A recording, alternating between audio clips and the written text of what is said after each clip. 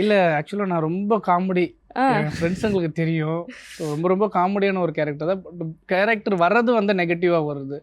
So avoid பண்ணவும் முடியல. ஏன்னா இப்போ தான் கொஞ்சம் கொஞ்சம் படங்கள் நடிச்சிட்டு இருக்கேன். ஸோ நம்ம சூஸ் பண்ணி பண்ணுற அளவுக்கு இன்னும் வளரலன்னு எனக்கே தெரியும். அதனால் வர படங்கள்லாம் பண்ணிடலாம் அப்படின்னு சொல்கிறதுனால தான் பண்ணுறேன். ஆனால் அதுதான் நெகட்டிவாக வருது. சரி அதில் நம்ம டிஃப்ரெண்ட்டாக காட்டணும். நெகட்டிவாக போனால் மக்கள்கிட்ட ரீச் ஆகும். பட் ஆனால் காமெடி ஆகிடுச்சுன்னா நல்லா இருக்காது.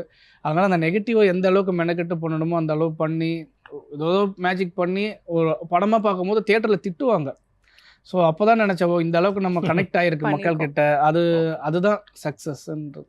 ஏன்னா முடி கிடி வச்சுக்கிட்டு ஆளுங்க கருப்பாக தாடி மீசையோடு இருப்பாங்க. அவங்க தான் வில்லன் பார்த்த உடனே பயப்படுவாங்க.